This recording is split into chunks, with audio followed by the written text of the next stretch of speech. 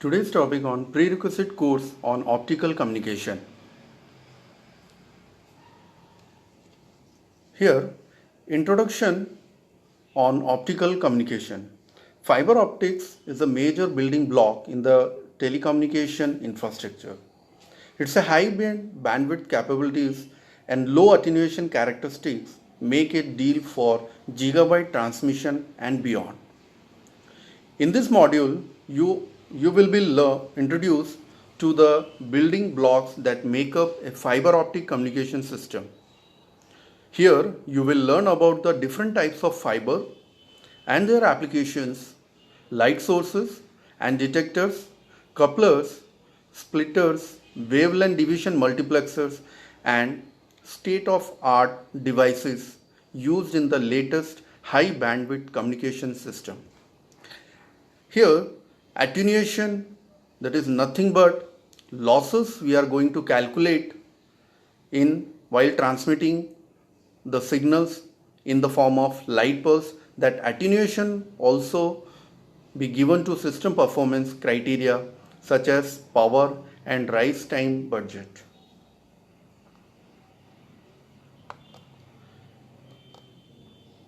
Prerequisite: before you work through this module, you should have to complete basic principles of fiber optics. In addition, you should be able to manipulate and use algebraic formulas, deal with units, and use basic trigonometric functions such as sine, cosine, and tangent. A basic understanding of wavelength, frequency, and the velocity of light also assumed.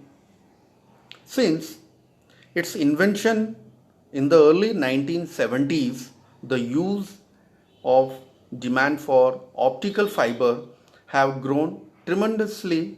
The use of optical fiber today are quite numerous.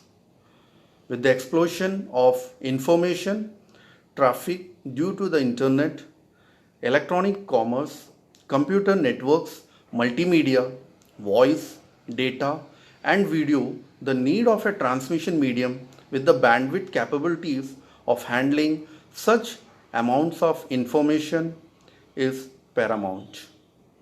Fiber optics, with its comparatively infinite bandwidth, has proven to the solutions.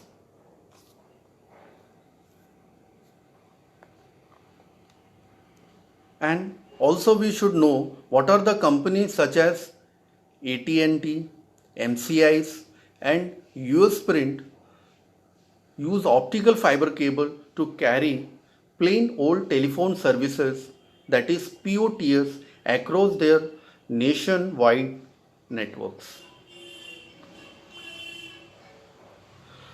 These firms need secure, reliable systems to transfer computer and monetary information between buildings to the desktop terminal and computer and around the world. Cable television or community antenna television, that is CATV, companies also find fiber useful and video services. The high information carrying capacity or bandwidth of fiber makes it the perfect choice for transmitting signals to subscribers.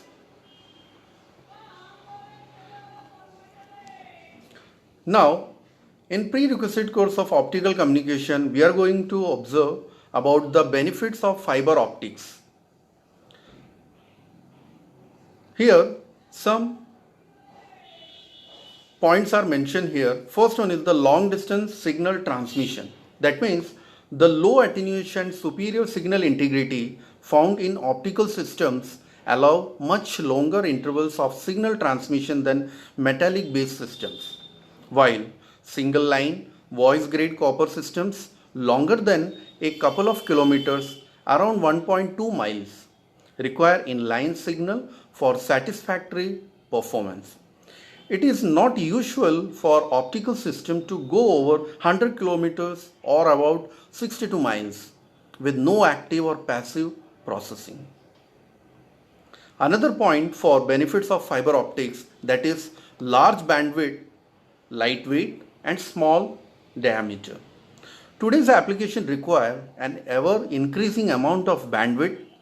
Consequently, it is important to consider the space constraints of many end users.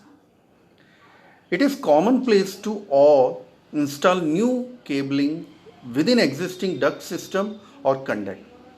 The relatively small diameter and light weight of optical cable makes such installations easy and practical, saving valuable conduct space in these environments.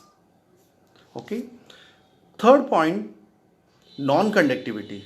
Another advantage of optical fiber is their dielectric nature. Since optical fiber has no metallic components, it can be installed in areas with electromagnetic interference, that is EMI, including radio frequency interference, that is RFI. Areas with high EMI include utility lines, power carrying lines, and railroad tracks. All dielectric cables are also ideal for areas of high lightning strike incidence. Now, another major point, that is security. Security in the terms of, unlike metallic based system, the dielectric nature of optical fiber makes it possible to remotely detect and signal being transmitted within the cable. The only way to do so is by accessing the optical fiber. Accessing the fiber requires intervention that is easily detectable by security surveillance. The circumstance make fiber extremely attractive to governmental bodies, banks, and other major security concerns. Now, last point for benefits of fiber optics are designed for future applications needs. Fiber optics is a medium for carrying information from one point to another point in the form of light, nothing but light pulses. Unlike the copper form of transmission, fiber optic is not electrical in nature.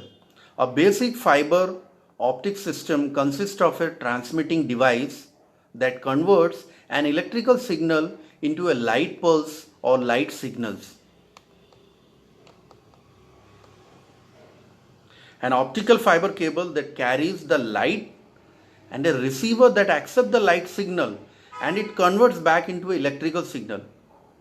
The complexity of a fiber optic system can range from very simple, that is such a good example, that is a LAN, local area network, to extremely sophisticated and expensive, that is long distance telephone or cable television trunking. For example, the system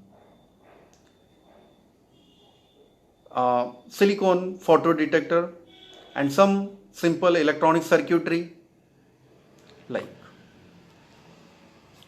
Now, the basic fiber optic communication system. In this basic optic fiber communication system, there are two diagrams which I mentioned here. First one is the basic communication system, another one is the optical fiber communication system. In communication system, you observe that first input signal, of course, information source, input signal in the form of message, in the form of voice, in the form of any text, or in the form of any picture, anything is possible. Now, the communication system, that is transmitter module, in the transmitter level, we required one transmission medium to transmit the signal. At the same time, in the receiver, we required one demodulator and the destination. Okay, now when we go for the optical fiber communication, we required some changes, that is first major change is transmission medium. Here we use transmission medium as an optical fiber cable. Okay, and at the same time in the source point we required the optical source. Optical source, that is nothing but LED, lasers, these are the examples for optical source which convert the electrical signal into a light pulse signals. At the same time, when we go for the receiver point, we required the optical detector. Optical detectors such as PIN diode, APD, that is avalanche photodiode. Such types of examples we have for the optical detector. So these optical detector, it converts the light pulse signals or light signals into the electrical signals. So now come to the point of optical fiber communication system. Here the inputs are information source, electrical, transmit, then optical source, optical fiber cable as a transmission medium we are using, and then optical detector, that is I already explained about two examples, PIN diode or APD, that is avalanche photodiode, in the receiver as an optical detector we can use. Now transmission windows. Transmission windows, optical fiber transmission uses wavelengths. Of course, first question will, what is wavelength? Wavelength, that is whatever signals we have transmit in particular nanometer, that signal should be operate in particular wavelength. That wavelength we have to be calculate into the nanometer. Now that are in the near infrared portion of the spectrum, just above the visible and thus undetectable to the unaided eye. Typical optical transmission wavelengths are 850 nanometer, 1310 nanometer and 1550 nanometer. Both lasers and LEDs are used to transmit light through optical fiber. Lasers are usually used for 1310 or 1550 nanometer single mode applications, while LEDs are used for 850 or 1300 nanometer multimode applications. There are some ranges I have mentioned here, ranges of wavelength at which the fiber operates best.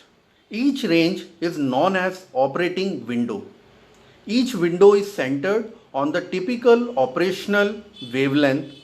It is shown in the below block diagrams. First block is, that is window, another one is the operating wavelength. Here you can easily observe the fiber optic transmission windows at 800, 1250, 1500. These are the windows and its operating wavelength, in which particular range from to range it will be work. For example, 800 window, the operating wavelength for 800, that is 900 nanometer to 850 nanometer. 1250 window, that is operating wavelength is 1350 nanometer to 1310 nanometer. At the same time, 1500 transmission window, its operating wavelength is 1600 nanometer to 1550 nanometer. Now, fiber optic loss calculation. Now, what is meant by loss? Actually, when we transmit the light signal from transmitter to receiver, during that time, whatever losses we get or whatever losses we are find out, that means our original information we have to be convert into the light pulse, and that light pulse we have to be transmit from transmitter to receiver. During that time, what are the information loss we have to be get.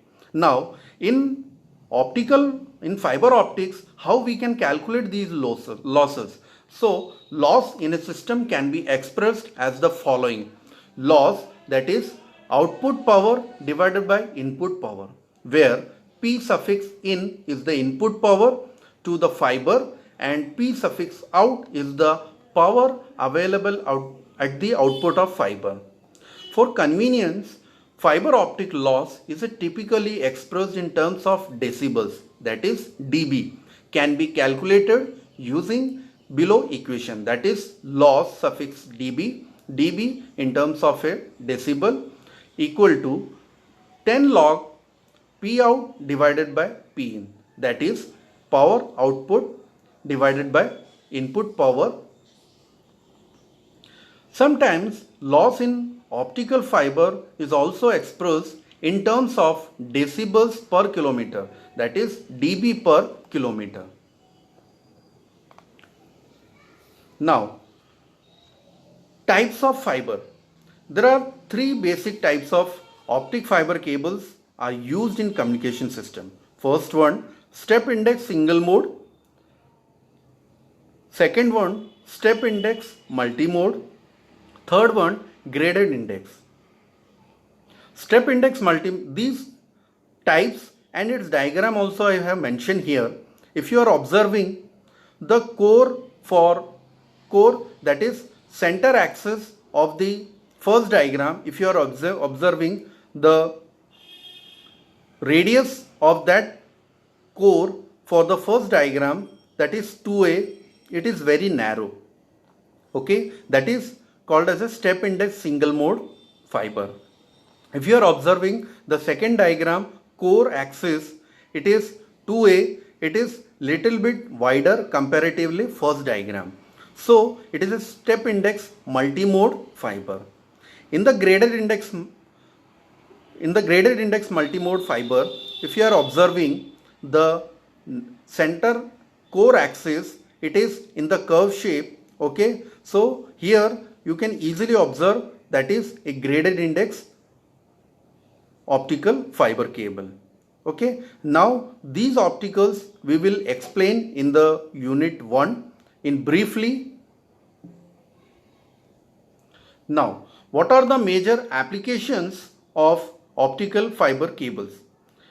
First major application, that is public network applications, military applications, civil, customer and industrial applications, optical sensor systems, computer applications, local area networks.